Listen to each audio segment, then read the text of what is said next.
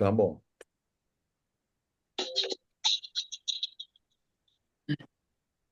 Agora, na RCI, programa Entre Livros. Entrevistas com autores, organizadores e especialistas em livros, com foco no conteúdo da obra. Apresentação, Rosimeire Salles. Olá, querido ouvinte da Rádio RCI. Nós estamos aqui, como sempre, trazendo mais um livro, né, para a gente conhecer, aprofundar, ter mais informações, esclarecimento, aumentar nossa cultura geral, entender mais, né, as ideias e as histórias dos autores. E hoje nós estamos com duas pessoas convidadas aqui, que é o João Ricardo Yamazita. Ele é graduado em Medicina e tem especialização em Medicina da Família e Comunidade, homeopatia, acupuntura e medicina funcional e regenerativa. Também Rúbia Yamazita, ela é graduada em medicina com especialização em ginecologia, medicina estética e medicina integrativa. Então, nós já recebemos vocês com as boas-vindas ao nosso programa. Opa, obrigado, Rose. E Muito nós, obrigada. É um prazer estar aqui com vocês. então, nós vamos hoje trazer a história, né, do Akira Yamazita. Olha, para quem está acompanhando aí nas redes sociais, a gente consegue mostrar a capa do livro, né? A obra é Um Médico Nisei em Ivaiporã. E esse médico, por acaso, é pai dos nossos convidados. Então, nós vamos saber a história dele, né? A partir de quem foi testemunha, pelo menos, de uma parte da história, né? Então, primeiramente, eu queria ouvir de vocês um pouquinho da história, né? Quem foi Akira Yamazita? Mas eu queria que vocês começassem a história com a parte que vocês não viveram junto com ele, né? Ele coloca lá, meu berço, minha família. Como foi aí a origem, no sentido assim, né? Do nascimento, porque ele fala também aqui das origens, mas é outro capítulo que a gente vai estar falando no final, né? Mas eu queria conhecer um pouquinho assim, tá? Onde que ele nasceu, como que era a família dele, contar um pouquinho aí do início da história dessa personalidade, né? Para a gente conhecer um pouquinho mais. Posso Como falar? pode? É porque eu sou a filha mais velha, sabe? Então, Ah, tem direito, né? aham, A parte da história. talvez eu conheça um pouquinho melhor da história, até porque eu vivi um pouco nos mesmos ambientes que ele viveu, né? Sim. Então, meu pai é filho de imigrantes japoneses, né? Então, ele é Nisei, é segunda geração. E meus avós vieram no primeiro navio, né, Ricardo? É o quarto navio que veio do Japão, Kasato Maru chama. Aham. Eu chamo meu irmão de Ricardo, porque em casa todo mundo chama, os nossos nomes começam com R. Então eu não chamo ele de João, chamo ele de Ricardo, porque é hábito, tá? Então não estranha se eu falar com ele assim. E aí, meu pai foi o primeiro dos 8 filhos, né, Ricardo? Ele foi o segundo, mas foi o primeiro a nascer no Brasil. Teve Ah, a irmã mais velha, que é a Nessan, que a gente chama, a irmã mais velha, ela nasceu lá no Japão. Daí, assim que eles vieram, ele nasceu aqui, só que os pais dele não sabiam falar japonês, não sabia nada. Daí demorou quase um ano para registrar ele no cartório. Aí quando nasceu o filho do vizinho, aí o vizinho levou eles no cartório para registrar. Então, a data olha, de registro ele pode. podia dizer sempre a idade dele, que ele estava sempre, né, mais novo. Ele até contava um ano a mais, né? Eu acho que era por causa disso. Então, e aí, na tradição japonesa se considera ou se valoriza muito o primeiro filho mais velho, né? E meu pai, quando ele era criança, então ele foi para a escola e ele era um menino muito arteiro. Ele matava a aula e ia pescar no rio, certo, Ricardo? É. E aí, como meu avô, que era muito rígido, né? Porque sabe como é, os japoneses, eles são muito disciplinados e são extremamente sérios, assim, com essas questões de trabalho e de estudos, né? E aí, meu pai, no primeiro ano, tipo, com 7 anos, ele já foi matar umas aulas e foi para o rio pescar. E aí, o meu avô ficou muito bravo e botou meu pai no internato. Então, nesse internato, meu pai ficou 11 anos, tipo, ficou o primário, o segundo grau, e aí de lá ele saiu para fazer a Federal de Curitiba, né? E foi um aprendizado, foi uma experiência, e eu digo assim que nem que foi uma experiência boa, mas que teve o seu lado ruim, né? Todas as coisas têm o seu lado bom e o seu lado ruim. Então, essa vivência do meu pai nesse internato, sim, teve um aspecto assim de carência, de falta de amor, de convívio com os pais, né? Por outro lado, os meus avós paternos, eles não falavam português. Por exemplo, assim, eu me lembro da minha avó, ela tinha 60 e poucos anos, mas ela era completamente cifótica, ela era muito corcunda e ela só tinha um sapato, que era um Alpargatas 757, número 42, que ela só usava para o casamento dos filhos. Puxa, Então, olha bem, como que ela era de uma estatura bem alta, né? E não tinha vaidade nenhuma, né? O sapato era apenas um instrumento. Ô, E, Bianca, oi, agora deixa eu contar uma história lá da infância que tem no livro que eu achei muito interessante quando o pai contou, que uhum, assim, ele perguntou por que que ele decidiu fazer medicina, né, se tornar um médico. Aí ele uhum, disse que uma vez ele teve, quando criança, ele teve pneumonia e ele foi internado para tratar, e o médico que atendeu ele era um médico muito humano, muito dedicado, e aí com aquilo, eu acho que ele ficou impressionado com aquela experiência, e ele decidiu fazer medicina. Então, eu acho que aquele foi, até está descrito no livro melhor, né? O que que uhum. inspirou ele a estudar, e foi durante a infância, né? Então, ele teve essa época do internato, que foi muita disciplina, que ele gostou tanto que depois colocou a Rúbia e o meu irmão mais velho, o Roberto, para fazer estudar no mesmo internato, um colégio japonês bem rígido. mas Então, pode falar.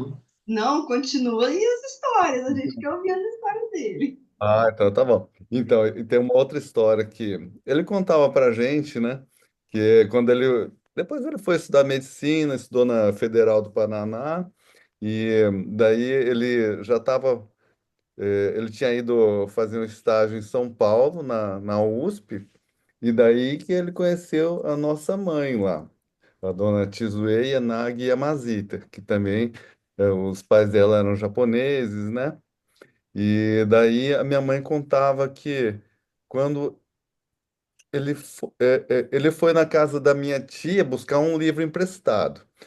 Ele bateu na porta, quando ele bateu, a minha mãe que atendeu a porta. E quando minha mãe atendeu, ela sentiu como se ele fosse um grande amigo, assim, um velho amigo conhecido de muito tempo já, como se fosse um grande conhecido. E daí eu acho que o meu pai, na verdade, tinha ido lá interessado na minha tia, né? Que também era estudante de medicina. Só que daí quando eles se conheceram, aí que rolou o namoro, depois virou o casamento. Aí a nossa mãe chamou o meu pai para ir trabalhar na Fiocruz, que ela trabalha. Na Fiocruz, né, Rubi? Que ela Sim, trabalha. Ela tinha formado na USP, mas ela trabalhava, acho que na Fiocruz. Mas o pai, ele quis, eu acho que ele já tinha ideia de fazer um trabalho assistencial no interior. E Mas daí olha só, isso foi aonde? A eles gente falou estavam em aonde? São Paulo. Eles se conheceram lá em São Paulo, mas Ah, daí, ah, depois que eles se conheceram, né, e casaram, eles vieram para Guaraci, aqui no interior do Paraná, em 1959. Aí minha mãe conta que ele ficou um ano lá, assim, não ganhava dinheiro, não tinha paciente. A minha mãe dizia que ficava vendo moscas. Ela não sabia por que que eles tinham ido lá. E depois, quando mudaram para Ivaiporã, que foi um hospital que dele comprou e acabou pegando fogo depois, ele teve que construir outro hospital. Mas em Ivaiporã, bem no interior do Paraná, assim, você pega um mapa do Paraná, põe o dedo lá no meio, é bem ali. E ali que deu certo, assim. Tinha muito paciente, hospital. E depois, ao longo do livro, meu pai conta a história de um, uma pessoa que ele fez uma assistência muito interessante, o Reginaldo, que tem no livro, que ele estava andando ali pelo interior das cidades, e uma vez ele viu um jovem caído na, na sarjeta lá, e ele parou. O que que você tem, meu filho? Não sei o quê. Ele fazia isso, ele via alguém sofrendo, assim, né? Ele ia lá buscar ajudar. E ele levou o Reginaldo para casa, e ele parece que era drogado, assim, tinha problemas, né? E daí meu pai acabou encaminhando ele para tratamento, e ele se recuperou completamente, e ele veio a se casar com uma pessoa, e tomou jeito, endireitou. Essa história está contada no livro. Depois a mãe dele, a mãe desse rapaz, ela falou assim pro meu pai: na minha vida teve dois doutor Akira que salvaram a vida do meu filho. Um que fez o parto dele quando ele nasceu lá em Guaraci, em 1959. E outro foi o senhor que agora salvou ele das drogas. Então, na verdade, era o mesmo. O meu pai Nossa, que bacana! é que ele tinha ido lá e eles não entendiam por que que foram lá, ficaram um ano sem fazer nada, né? Um atraso, mas na verdade eu acho que tinha sido justamente para fazer esse resgate assistencial por parte desse rapaz que devia ter algum vínculo, né? Poxa, que Com o meu pai. bacana! Vou dar a minha versão, porque dessas histórias eu participei Sim. bastante, porque eu morava em Londrina. Aham. Minha mãe e meu pai estavam em Londrina, né? Meu pai trabalhava em Vaiporã, mas todo fim de semana ele ia para Londrina. Aí, num sábado de manhã, meu pai saiu de Londrina para ir para Apucarana. E na entrada de Apucarana tem um posto da Polícia Rodoviária Federal. Então, não sei o que é que meu pai ia fazer lá sábado de manhã em Apucarana. Então, ele passou pelo posto da polícia e aí você tem que desacelerar. Então, ele olhou do outro lado, no acostamento tinha um homem caído. Aí ele foi, fez o que ele tinha que fazer e no retorno ele olhou, aí tinha aquele mesmo corpo caído no chão. Aí meu pai abordou ele e falou assim: o que que você tem, né? E aí o rapaz falou assim: olha, eu sofri um acidente, eu fiquei dependente de morfina, eu tomei muito analgésico, e aí por conta da dependência eu saí da minha casa lá no interior de São Paulo, acho que era São José dos Campos, não me lembro, na região do ABC, alguma coisa assim. E aí eu saí de casa e aí eu vim, virou andarilho e correndo atrás da dependência química, né? Aí meu pai, na época, ele tinha tipo uma estrada, um saveiro, assim, uma caminhonetezinha assim que é utilitária, né? Aí meu pai botou o Reginaldo no carro, e aí você não imagina o que é que a minha mãe fez quando o Reginaldo chegou com meu pai em casa. Minha mãe falou assim: você tá ficando louco. Olha só o que você traz para dentro de casa. Uma pessoa que você nem sabe quem é, toda suja e vai que é um bandido e não sei o que e tal. Ficou reclamando. Mas enfim, deram um banho, comida, acolheram o Reginaldo. Aí meu pai já tinha os contatos dele, né? Porque meu pai era ministro da Igreja Católica em Londrina. Então ele já tinha um contato com uma colônia de recuperação de drogados em Jacarezinho. Aí ele entrou em contato e conseguiu uma vaga para o Reginaldo. E o Reginaldo aceitou ser internado e o programa eram 9 meses. E nesse período o Reginaldo se recuperou, conheceu a namorada dele, que também fazia parte do grupo de recuperação, e depois os dois se casaram, e eu não sei onde que eles continuam, Ricardo, você sabe? Eu também não sei onde eles se encontram, não. É, Isso mas mudou a aí foi. vida deles. Mas eu é, sei que houve, esse aí foi um, porque a minha mãe reclamava, porque às vezes o meu pai fazia isso, encontrava algum alcoólatra, alguma pessoa com problema, e levava para a fazenda para trabalhar. E minha mãe que administrava a fazenda, tinha que fazer os pagamentos, acertos, às vezes demitir, né? E ela sozinha, às vezes na fazenda, e às vezes tinha gente, né? Inclusive teve uma vez que levou um alcoólatra e ele causou o maior problema, teve homicídio lá com outros funcionários. Então, eu penso que ele costumava fazer isso, fez isso várias vezes com outras pessoas também. Quando ele foi prefeito de Vaiporã, né, eu acho que ele assim abraçava, acolhia, e como ele era, tinha um hospital, eu acho que assim a cidade inteira sabia que podia recorrer a ele, que ele acolhia. E o Então a pessoal gente vai fazer fala, o seguinte, vamos deixar o pessoal aqui com curiosidade para saber um pouquinho mais, que a gente está conhecendo até, né, o exercício da medicina, depois tem a vida política dele. Mas ó, depois dos comerciais. ah, tá joia. Programa Entre Livros. Apresentação: Rosimeire Salles. Rose, Voltamos a apresentar Programa Entre Livros. Apresentação: Rosimeire Salles. Médico Nisei Ivaiporã, né? Akira Yamazita é o autor. A gente está sabendo aqui das histórias dele através dos seus filhos, João Ricardo e a Rubia Yamazita. Olha, a gente contou já um pouquinho aí do início da trajetória dele, nós já sabemos que ele foi um médico, que ele era muito acolhedor, não é isso? Né? Era assim, uma coisa é você fazer a medicina como uma profissão, outra coisa é você fazer como um meio de assistência, de ajudar as pessoas, né? Tem médicos e médicos, né? Vocês dois sabem muito bem disso, né? Mas aí ele viu que só a medicina, não, né, ele podia fazer mais. Então conta como é que foi que ele entrou para a política e se tornou uma personalidade lá na cidade de Ivaipurã. Rubi, acho que você sabe melhor essa época que eu era criancinha. Quer dizer, eu nasci quando ele era prefeito. Ai, que bacana!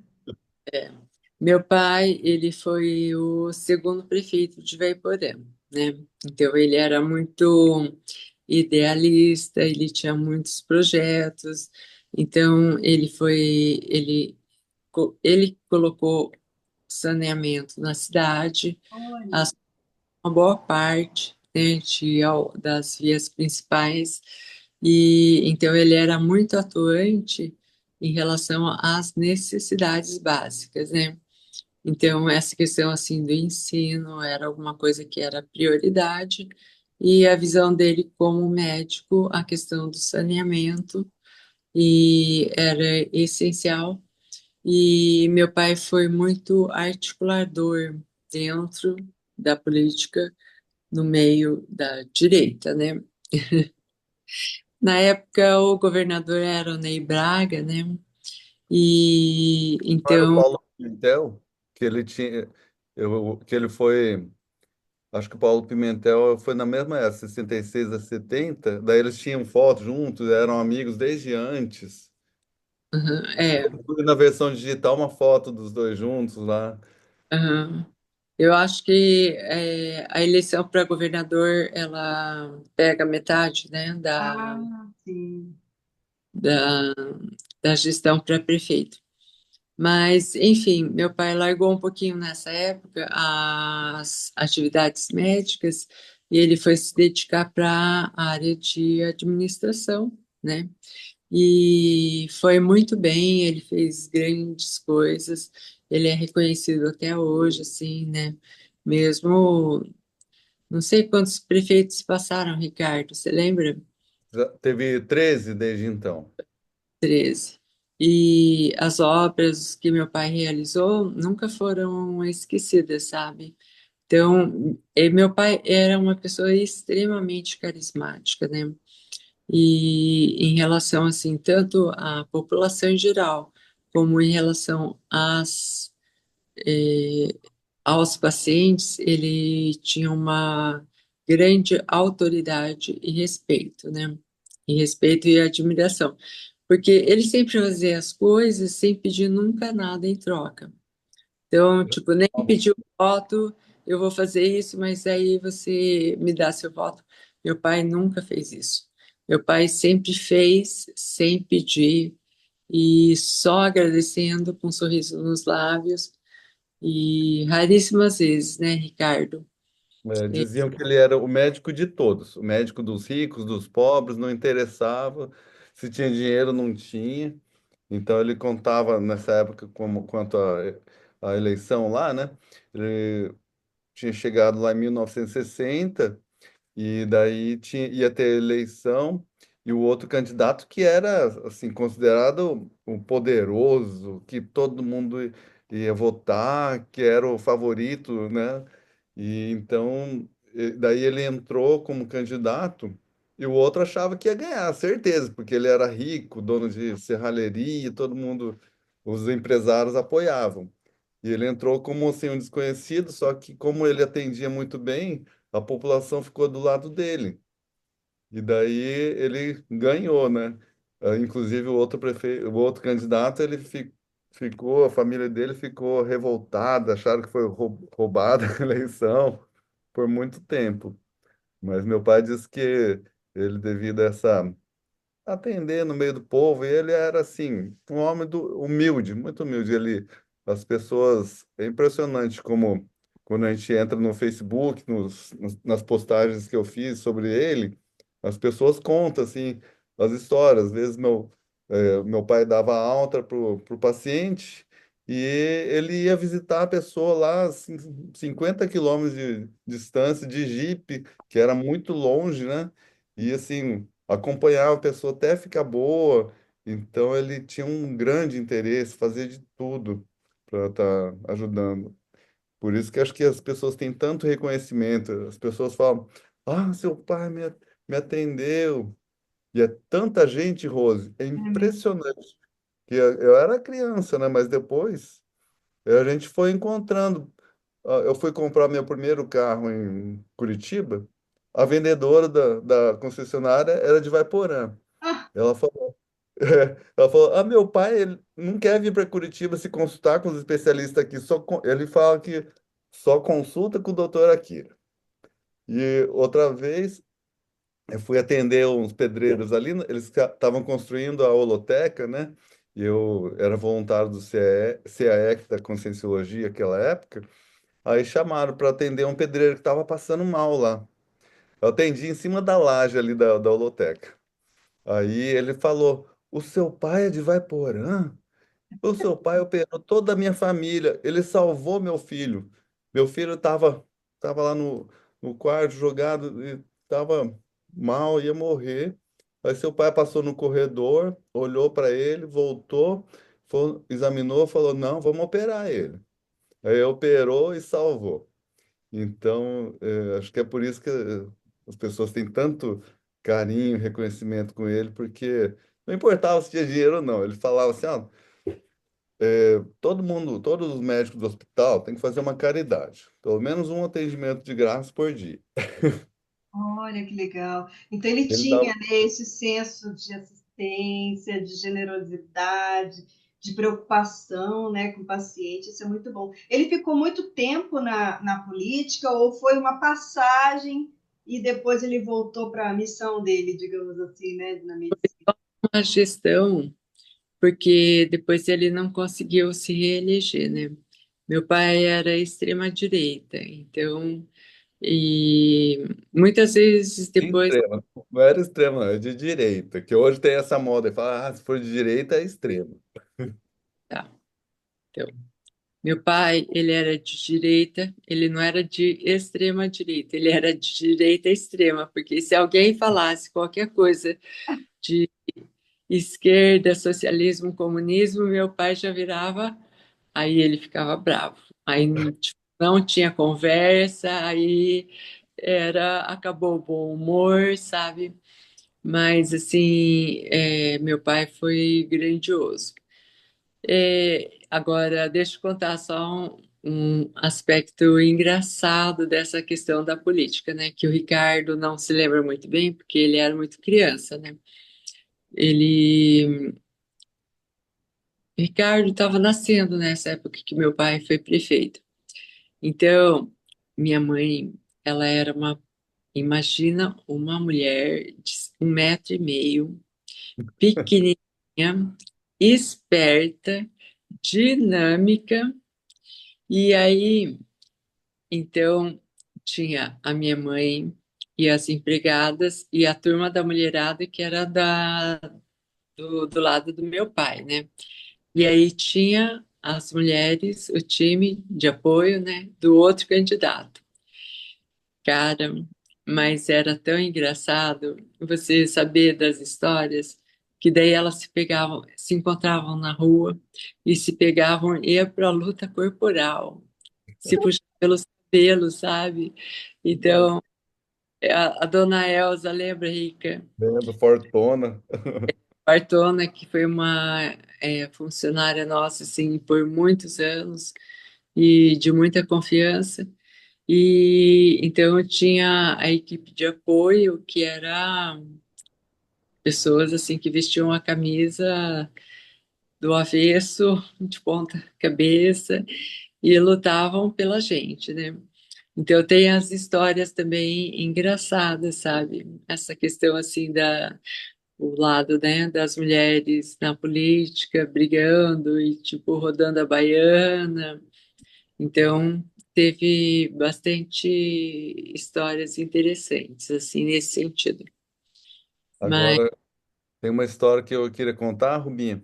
É uhum, que uma das coisas assim que desanimou ele na política, ele contava assim que depois que ele terminou o mandato, aí chegou um amigo dele que tinha trabalhado com ele lá, ele falou assim: Doutora Akira, o senhor é um burro, porque se o senhor fosse esperto, aí o senhor não precisava mais trabalhar, nem eu precisava mais trabalhar, a gente estava rico então Nossa, e daí ele ficou chateado porque ele trabalhou para ter austeridade, para fazer o melhor pelo povo, e tinha gente da equipe que estava interessada, mas era em desviar, né?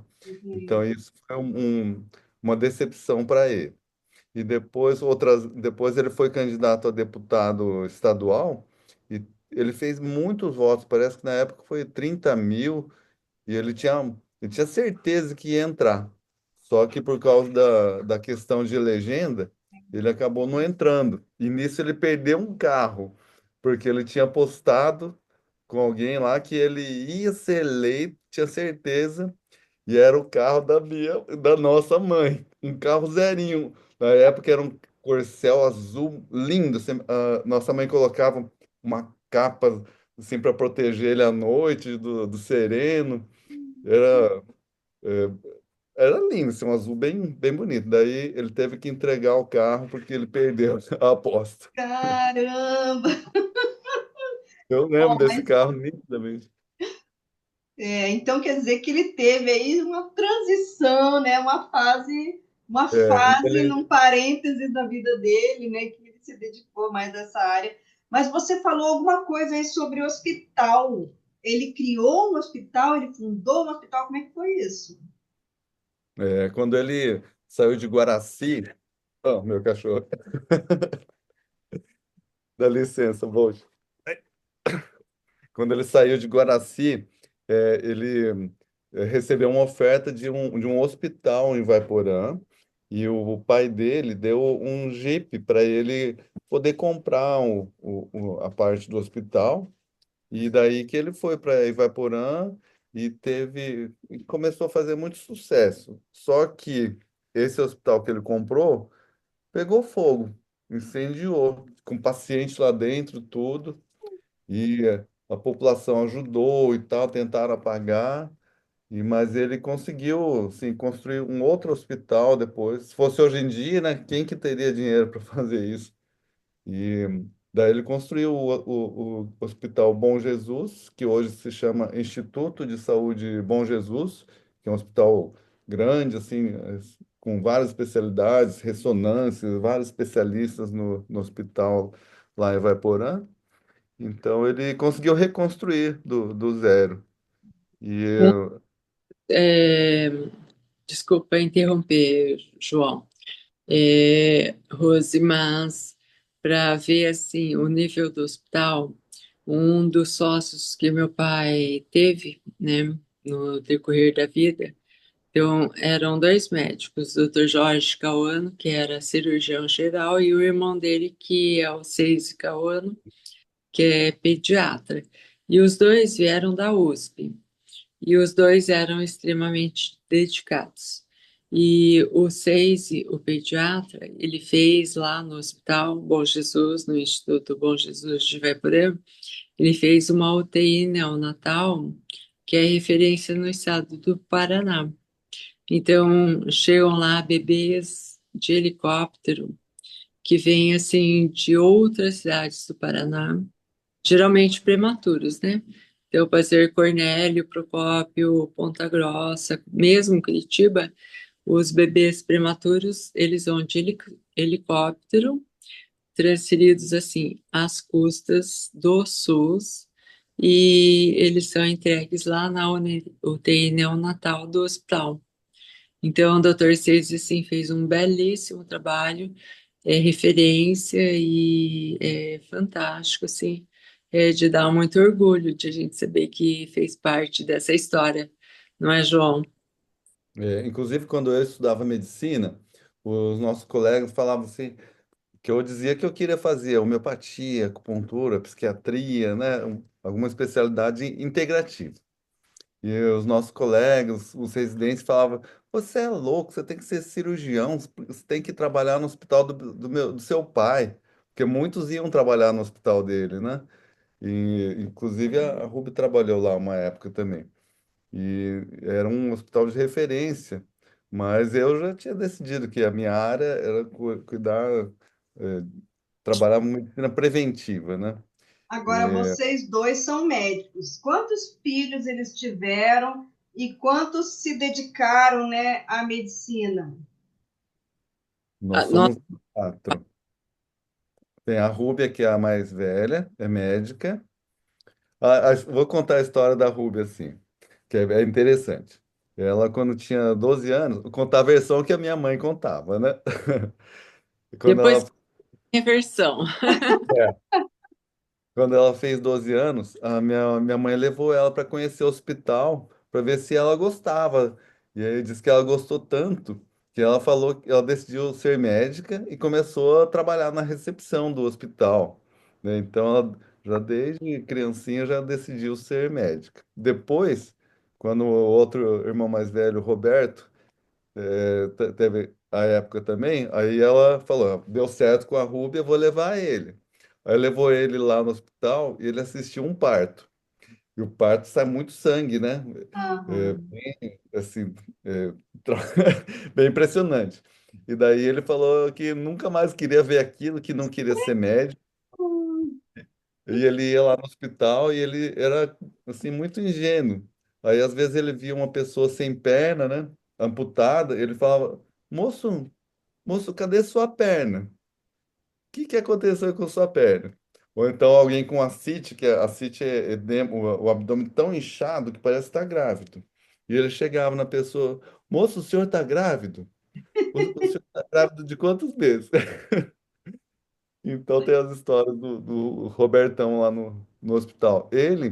O meu irmão, eu acho que era para ele ter sido médico, porque ele gosta tanto de saúde, assim, de cuidar da alimentação, exercício, mas ele acabou fazendo zootecnia em Maringá, que é tipo agronomia, né? E tem o outro irmão acima de mim, que é o Renato, que ele foi médico veterinário.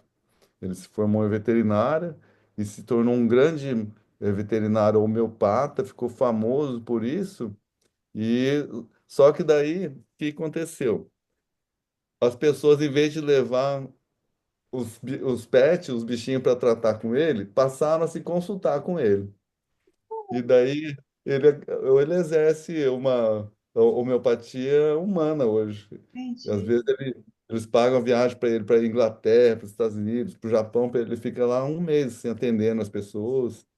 E ele criou um curso de especialização em homeopatia, né?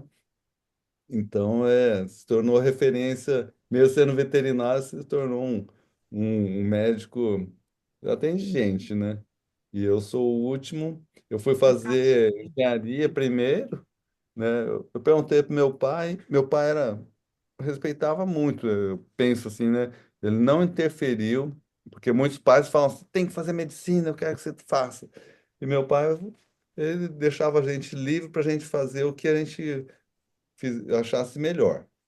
E daí eu acabei indo fazer engenharia em Florianópolis, na Federal de Santa Catarina, e depois quando eu tive digamos, uma cura espiritual, uma crise espiritual, eu descobri que meu propósito de vida era atender as pessoas, né, o ser humano.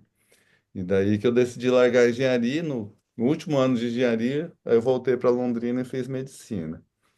Mas eu acho que a gente trouxe essa carga, assim, que era tão forte nele. Na minha mãe também. Minha mãe não era médica, ela era sanitarista. Mas ela sabia tanta coisa, Rose. Eu lembro as coisas que ela falava quando criança. Ó, tem que comer peixe porque tem fósforo. Tem que comer isso, aquilo, porque tem isso, aquilo. Hoje eu faço medicina integrativa, né? Nós fazemos, que tem muito a ver com alimentação, com nutrologia. E a gente vê que tinha muita sabedoria nas coisas que ela falava. Mesmo não sendo médica, tinha fundamento na formação dela 50 anos atrás. Achei que bacana. Vocês tiveram aí, né, bons exemplos. Mas É olha, a gente verdade. vai chamar novamente aqui os nossos comerciais. Mas olha, gente, é só um minutinho e nós já estaremos de volta aqui trazendo mais informações, mais histórias, né, do doutor Akira Yamazita. Programa Entre Livros. Apresentação: Rosimeire Salles. Voltamos a apresentar Programa Entre Livros. Apresentação: Rosimeire Salles. Programa Entre Livros hoje falando aqui sobre, né, a autobiografia do Dr. Akira Yamazita, um médico em Ivaiporã. E eu queria que vocês continuassem contando o seguinte, a gente está, né, assim, ele atendeu até quando? Porque teve um momento da vida dele que ele veio para Foz do Iguaçu, não é isso? Mas assim, como é É, que foi aí essa trajetória? Ele ficou trabalhando lá no hospital, né, saindo, né, daquele período que ele ficou fora da medicina, mas durante toda a vida dele foi dedicado à medicina, não é isso? E aí ele uhum. vem então para Foz do Iguaçu ou teve alguma outra passagem antes disso? Ixi, teve muitas histórias. Por mim, eu vou contar, depois você conta a sua versão também, que você preenche. Então, no ano 2000, né, eu já estava em Foz do Iguaçu, já era voluntário do CAEC.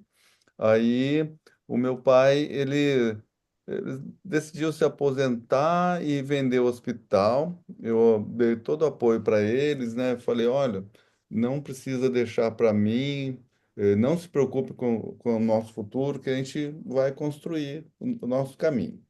E daí eles venderam o hospital e, e daí nosso pai se aposentou, mas um tempo depois, naquele ano, ele desenvolveu um câncer de estômago muito grave e quase faleceu, assim, por pouco.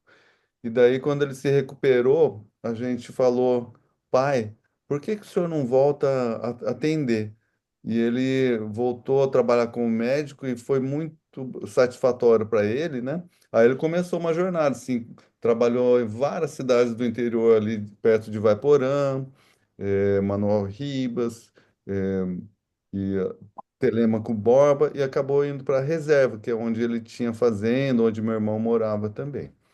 E daí ele trabalhou em vários postos de saúde, várias cidadezinhas, até ele completar 87 anos, foi em 2017, que daí ele teve uma decepção muito forte, que teve um jovem que ele praticamente ele adotou, né? Criou ele e era o braço direito do meu pai.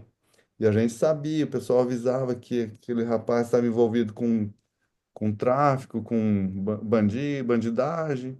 Só que ele tinha uma cara de muito bonzinho, assim, de coroinha. Ele era até coroinha da igreja. Aí meu pai gostava muito dele. Só que teve uma vez que daí entrou uns bandidos na casa dele à noite, três bandidos armados, e roubaram o carro dele. E daí descobriu que esse afilhado dele que estava por trás, eram amigos dele.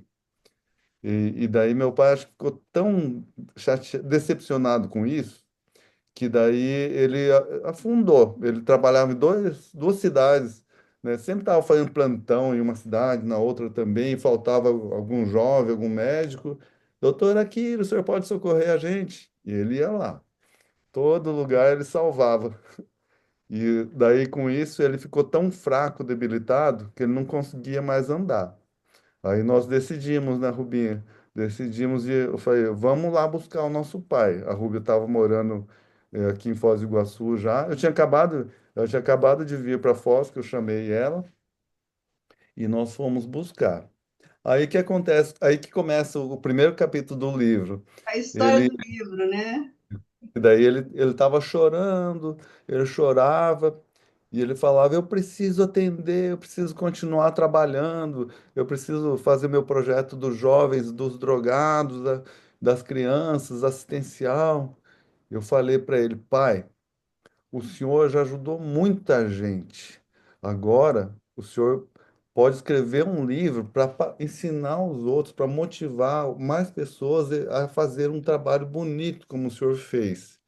Aí ele ficou quieto, parou de chorar, né? E depois ele veio para Foz, a Reinalda, que era nossa vizinha, Reinalda Fritzig, ela tinha escrito o livro dela, ela ajudou o marido dela a escrever o livro dele, e daí ele faleceu um pouco antes de acontecer isso. E daí, quando meu pai foi para lá morar com a gente, aí ela começou a ir todo dia lá em casa, e meu pai ia contando as histórias, e ela ia anotando, ia escrevendo, foi organizando, até ficar pronto o livro que vocês, ah, editaram, conseguiu fazer a edição e ficou maravilhoso. A epígrafe, né? Nossa, nossa enorme gratidão aí pelo trabalho de vocês. E outra coisa, Rose, quando ele, depois, quando publicou o livro, ele estava morando ali com meu irmão na praia, ele falou assim uma vez, ele não era muito de falar com a gente, né, mas ele falou assim, eu consegui publicar o livro, né? Eu sou um completista, eu cumpri minha missão. E ele Puxa, dizia assim: coisa boa. Filho, não se preocupe, porque a gente vivia querendo levar ele para fazer tratamento, cuidar dele. Ele falava: Filho, não se preocupa. Eu tenho 92 anos. Se eu morrer aqui agora, tá bom, eu cumpri minha missão. Atendi muita gente, publiquei o livro e estou em paz. Então, ele transmitia uma tranquilidade, assim, dessa fortaleza espiritual dele. Tava sempre sorrindo até o último mês, a última semana que a gente viu ele lá, ele tava fraquinho, mas ele pegava e sorria. Até mandei uma foto para você que eu quero colocar na versão digital do livro, que a gente vai relançar agora o livro para a posteridade, né? Colocar aquela foto lá que é impressionante, ele dando um tchau assim, o pôr do sol à tarde, e ele transmitindo uma serenidade, uma sabedoria que assim, é a energia dele. Até fica emocionado quando eu lembro daquilo. Porque quando a pessoa consegue passar por essa vida, né? E cumprir aquilo que ela se programou, escolher uma profissão que ama, né? Que dá prazer, que aquilo é motivador para ela. E além disso, ajudando as pessoas, o bem-estar é muito grande mesmo, né? Você vê quantas pessoas têm gratidão a ele. Cada um que ele ajudou a salvar a vida, né? É, Tem uma gratidão a ele. Então, assim, o legado que ele deixa não é só o livro, né? O livro é muito importante porque tá aqui, ó, ficou para eternidade, né? A vivência Eu- dele tá aqui. Mas, assim, o sentimento das pessoas que foram atendidas por ele permanece dentro de cada um, né? Isso é é, muito bacana. E para vocês é muito exemplarista, né? É. eu quero contar mais só um complemento, Rúbia. A É gente assim, tem ainda 10 minutos, vocês podem contar. legal. Então, eu vou só complementando sobre essa situação, né? Então, quando ele faleceu, aí lá em São Francisco do Sul, onde meu irmão morava, que é um paraíso ecológico, né? Aí nós levamos ele para Londrina para ele ser sepultado, e ter o velório, né? Sim. E foi muito interessante. Eu não sei se você teve essa percepção, depois você conta se quiser, Rúbia. Mas, assim, chegavam os nossos parentes, amigos, o pessoal chorando. Ô, Ricardo, meus pêsames, meus sentimentos aí pelo seu pai. A gente abraçava, né? E a gente começava a conversar. E daqui a pouco tava todo mundo dando risada, contando piada. Tava um clima, assim, não era de tristeza, mas eu sentia, assim, tava difícil até de segurar, porque parecia um contentamento. Eu acho que o comitê de recepção, né, como a gente chama na Conscienciologia, quando a Sim. pessoa passa para o lado de lá, ela tem um comitê de bem-vindo, né? De assim, eu acho que estava assim uma festa recebendo ele lá, e isso estava irradiando para nós, porque eu ia conversar com meu primo, que é o mais próximo, assim, ele chegou chorando, assim, me abraçou, e daqui a pouco a gente começou a conversar a gente estava sorrindo, brincando. Eu achei muito, assim, inusitado, porque depois eu me lembrei, poxa, eu estava rindo no velório do meu pai, mas na verdade era de assim um contentamento de dentro. Talvez até sentindo a alegria dele de chegar lá e falar, olha, cumpri o que eu tinha que fazer, né? Isso É, deve dar um bem-estar muito grande para quem vai, né? Para quem fica é o sentimento da perda, né? Que a gente sabe que não é uma coisa fácil de lidar, mas para quem vai é uma libertação, né? Não precisa mais daquele corpo. Já pensou? é, e Sabendo ainda diante que cumpriu o que tinha que cumprir, né? Mas a Rubia e queria complementar, desculpa. pode completar. É. Então, eu queria contar, assim, é, o meio da vida dele, porque a gente às vezes pensa no, tipo, nós já comentamos sobre o início da carreira dele e o final da vida dele. Sim, Mas, nesse meio tempo, como o João já falou, meu pai comprou um hospital que pegou fogo. sim. E foi um fuzuê, pensa, o pessoal, as enfermeiras carregando camas, colchões para fora, para a rua, assim. E a gente sempre morou do lado ou dentro de um hospital, por conta de que naquela época não tinha nem telefone, a questão de deslocamento era tudo ruas de terra, não tinha asfalto, então tudo era difícil, né?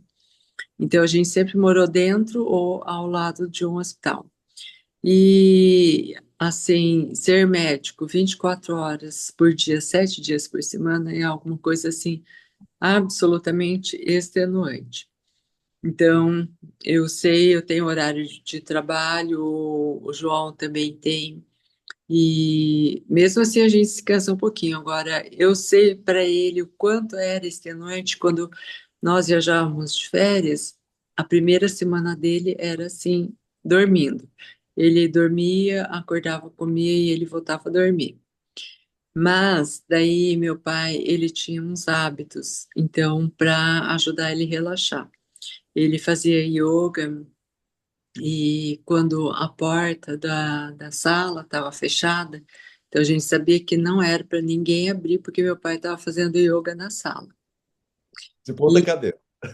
De ponta cabeça, ele ficava lá de ponta cabeça, fazendo o relaxamento dele, né? Mas era o momento que ele tinha para ele, né? E eventualmente ele tomava uma dosezinha de uísque, assim, e às vezes ele saía para fazer Cooper, né, João? Aham. Então, só que meu pai, como ele operava muito, ele atendia muito, desde os 30 e poucos anos de idade dele, ele já sofria com uma artrose no joelho. Então, doía muito ficar em pé e acumulava muito líquido no joelho, que é o que a gente chama de derrame articular, né? Então, essa questão limitava um pouco ele fazer atividade física. Mas, assim, eu me lembro do quanto que era extenuante, mas apesar de a gente ver que ele estava no limite dele, ele nunca abriu a boca para reclamar. Ele nunca perguntou se alguém precisava ou se podia atender mais tarde. Jamais. Então, quando uma pessoa vinha a ele, era naquele momento e de coração aberto.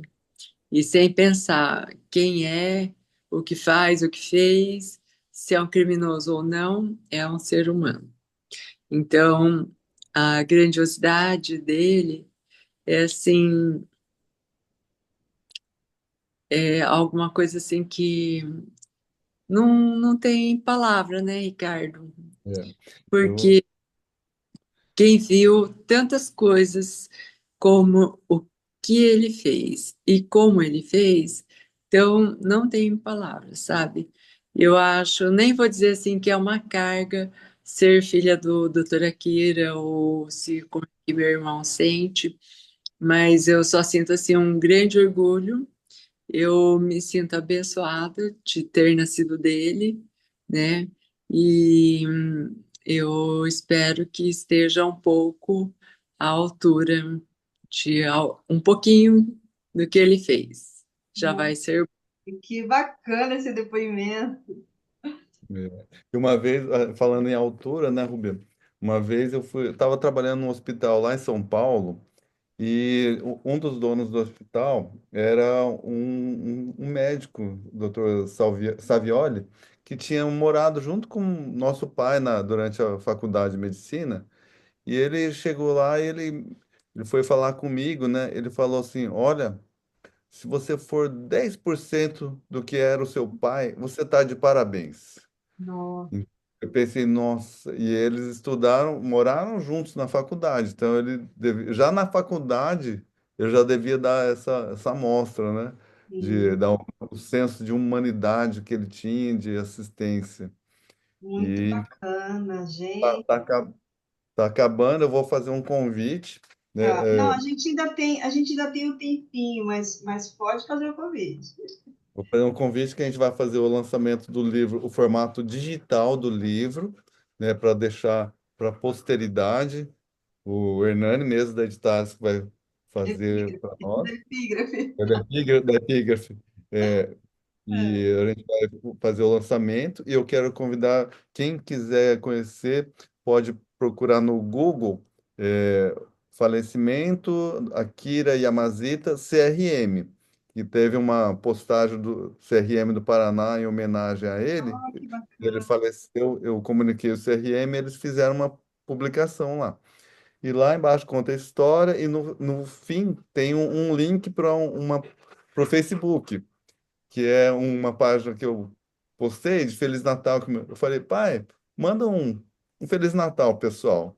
Ele já estava velhinho, fraquinho, né? Mas ele levantou e fez uma face muito bonita. E aí o pessoal de Vaiporã, cada postagem que eu fazia do meu pai, tinha milhares de curtidas e Que comentários. Era bacana. impressionante. As minhas postagens tinham 10, 100 curtidas. A do meu pai, qualquer coisa que eu postasse, era milhares de curtidas e comentários. Então, se a Pouquíssimo. pessoa... Era 12 horas, 18 horas, já tinha mil, É, e mil daí, compartilhamentos e tantas mensagens assim, sentindo a é. falta dele, agradecendo. Aí, se alguém quiser ver, né, essa postagem lá nesse link do portal do CRM, aí dá para acessar lá e ver os depoimentos. Tem gente que fala assim, os ortopedistas diziam que eu nunca mais iria andar, mas o doutor Akira acreditou em mim, me tratou e hoje eu sou atleta, eu faço corrida. E, assim, uns relatos impressionantes, assim, que a gente fala, nossa, porque naquela época era muito mais difícil tratar. Hoje, tratar osteomielite, né, infecção no osso, é muito difícil. Naquela época, então, e as pessoas contam coisas, assim, impressionantes. Que orgulho para vocês, hein? É, Né? Além, e Ter como além, pai uma personalidade assim, né? Tão dedicada a ajudar as pessoas, né? mas além assim da competência, do esforço, da humanidade que era característica dele, meu pai ele era um sábio, não é, João? é. Meu Incrível pai como tinha gente, assim, que conhecia lá em São Francisco do Sul agora, ele velhinho. Aí tinha gente que conhecia ele, conversava um pouquinho, e falava: Nossa, mas olha, o seu pai é impressionante. Eu contava alguma coisa, um pouquinho que conversasse, não sei o que que ele falava, que transmitia essa sabedoria para as pessoas. Poxa, que bacana. Olha, espero que nosso programa chegue até lá, né? A gente vai estar aí nas redes sociais, no canal do YouTube. Vocês podem acompanhar aí. Vai ser, você entra no canal Entre Livros, um médico Unicei. Se colocar lá só médico Unicei, vai aparecer, né? Mas a partir de sábado. Então, a gente vai estar passando aí, né, para você. A acompanhar, né, pelas redes sociais também, mas a gente está aqui, entrando aqui no seu rádio mais uma vez e lembrando que semana que vem tem mais. Então, muitíssimo obrigada ao João Ricardo e à Rúbia, né, pela participação especial aí no nosso programa para falar do doutor Akira Yamazita, né, e estaremos de novo sábado que vem. Tchau, tchau, pessoal. Tchau, obrigado pelo convite, Rose. tá, um abraço, muito obrigada pela oportunidade. Você acabou de ouvir o programa Entre Livros com Rosimeire Salles, aqui na RCI.